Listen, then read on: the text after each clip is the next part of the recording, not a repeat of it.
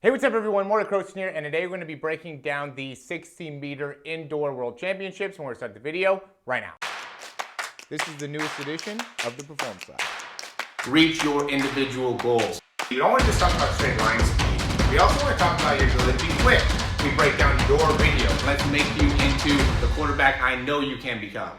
All right, so this is really a great race between, the top three guys going into it, which are Marcell Jacobs here, and then we got Christian Coleman and Marvin Bracey. Marvin Bracey going into it really ran the fastest 60 out of anybody. So, it was super intriguing to see what would end up being, the final. Everybody kind of figured that it would be between, those three main guys. And so we'll go ahead and, take a look at the start and kind of the beginning, and then also take a look at the finish and, really the quality of the finish and how good of a race, Marcell Jacobs ran. I think, one of the things that could definitely be taken from, this race is, you got to stick to running your race and having belief in, yourself, your strategy, and that's going to end up paying off, because that's what ended up happening here. Because we could see with Marcell Jacobs, he's just being very focused on, what he needs to be able to do. So, he gets that foot down. We can all see, great heel angle. You want to be able to get that front foot off at, and we've talked about this before, 0.17 seconds.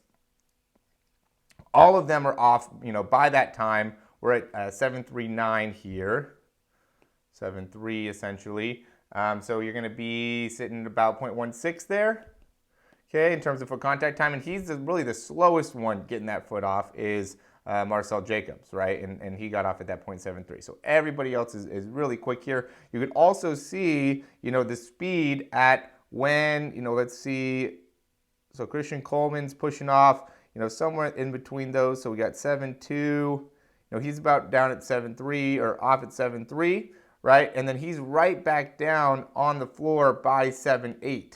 Right, so 0.05 seconds before he's back on the ground. And, Marcell Jacobs is not far behind that. He's down at 0.82, right, but he's a little bit longer with it, closer to 0.09, right? So that's going to be something to just consider, is how long, and I'm still trying to figure it out, because I think it makes a lot of a difference based off of your height, but how long do you want to be able to be pushing off the ground with that first step before that second step, hits the ground, right? Because that ends up making a big difference in terms of how much horizontal force are you generating, or how much, distance are you picking up per step, and also how much vertical force are you creating. Right, and so obviously somewhere wants to be, somewhere in those areas would be a good starting point, right? And to look at to the best, or Christian Coleman, probably the best starter in the world, or at least one of the best starters in the world, and then Marcell Jacobs, one of the best sprinters in the world, if not the best sprinter in the world currently. So, we could definitely take a look at what they're doing to be able to understand and better understand,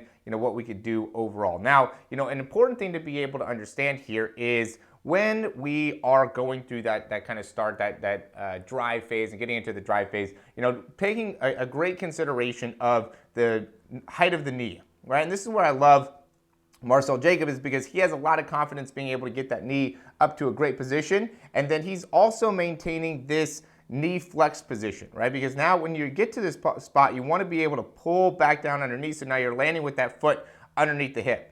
Okay, but notice how he's keeping that good flex angle, and he's not overextending with this foot. We see a lot of people that go and overextend with that foot, and that really makes it so now you land with that foot more out in front. So I very, very commonly see that mistake, and I think that really makes a negative impact on your ability to really maximize that start phase, maximize that drive phase, right? You want to be able to, make sure that foot, while he's getting that knee high, right? You can see Christian Coleman's not getting that knee as high as the hip. He does a great job. Marcell Jacobs does a great job of getting that knee all the way up, but he still isn't allowing that foot to come crossing the knee, yet at this point in the race. It's not the time to be able to do that. Now, you got to love that as he goes through this, he stays confident in what he's doing, right? Because he's behind here. Okay, Christian Coleman and Marvin Bracey both got a better start than him, right? You can see where they're landing, right? They both are in better spots. Okay, but very quickly, Marcell Jacobs is able to get to catch up. He transitions through that drive phase really well. Marvin Bracey kind of struggles with that drive phase a little bit more, and Christian Coleman, like always, gets in that drive phase and top end speed very, very effectively. So he's already at that top speed where, again, Marcell Jacobs is very confident what he's going to be able to do here as he catches him later on in the race. So now we're going to go into, when he really starts being able to catch him. And you can see Marvin Bracey is 5'9", and Marcell Jacobs is 6'1". So the fact that he, from a turnover perspective is very, very close, right? You can see that they both hit the ground simultaneously here. Boom. Their feet are matched up perfect when they hit, and then push off basically at the same time. And then this other leg cycles through, and you can see Marvin Bracey's a little bit out in front, but not much out in front in terms of turnover speed, right? How fast his legs are turning over, which is really a huge compliment for Marcell Jacobs, right? Because Marcell Jacobs is 6'1", so he has the ability to have a little bit slower turnover time, right? Because he can, make up for that by having that more height, right? So he's going to be picking up more distance per step naturally because he's a little bit taller, right? Not to say that, people that are shorter have a disadvantage because they have the ability to generate a lot of, great turnover speed, right? So Marvin Bracey is, able to really utilize turnover speed to be able to make him run, fast. He's obviously, ran a great time as well in the 60, while Marcell Jacobs, wants to be able to utilize his height and turnover speed. All of it ends up mattering is the point here. Okay, so really maximizing that turnover here and continuing to get that great reach, right? Where we talked about before with, Christian Coleman, he ends up getting to that top speed and he almost ends up running himself into a position where now he's leaning so far out in front because of his, there's really a wide variety of different things that end up happening here, that can be, looked at as reasons why he ends up kind of, losing it at the top end, right? He doesn't really maintain a great position within his spine, right? He starts to lean a little bit more forward with the spine. He's also very, very wide with his arm swing, right? Which then makes it so then there ends up being a little bit more, rotation happening within the spine, which then ends up making it so you're a little bit more off balance, right? He doesn't have as good of those front side mechanics. So you can see, Marcell Jacobs has great front side mechanics, so he's really reaching and pulling back down underneath, and the timing there is perfect, where as soon as, he's pushing off the ground with that back leg, he's also pulling back with that front foot, right? So the timing there is excellent, where, he's a little bit, Christian Coleman's a little bit slower with that, where he's, going and pushing off with that back leg and then still reaching with that foot a little bit more before he pulls back underneath, right? So we can get a little bit more effective with that timing overall. And, these are small details, right? Small parts of, the sprint. And really, Christian Coleman was in a great position to still be able to win there if he was able to kind of maintain that top end speed. He almost started leaning a little bit early there. And again, I think that it's just because Marcell Jacobs is a little bit more connected to his mechanics. I think he's a little bit more consistent with it, every single time.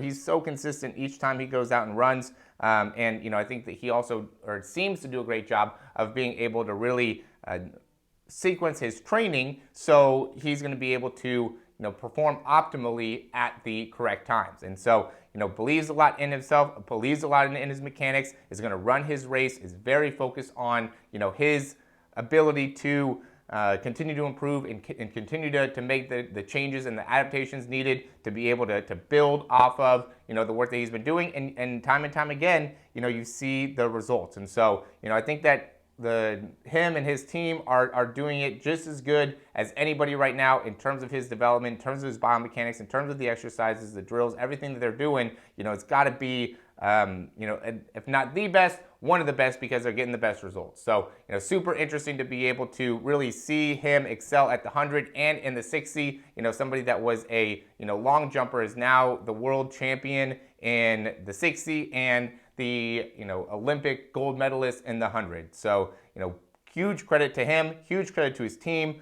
Great to be able to break these down. If you guys want to check out any of the programs that we have, go ahead and check the link down below. We have a lot of great things in the description down below. We have a lot of great things to offer you guys to be able to help you in your own, biomechanics and your own training, and, really trying to take you to the next level, right? There's a lot of things that go into that start, into the drive, into top end speed. The reason you'd still be watching this right now is because you're really interested in, how you can perform better from a biomechanical perspective to be able to run faster. And that's what we do. That's what we focus on within the Performance Lab, is really building great biomechanics. We've got a lot of great results. I had a few clients just this week, one went down 10 seconds in the 400.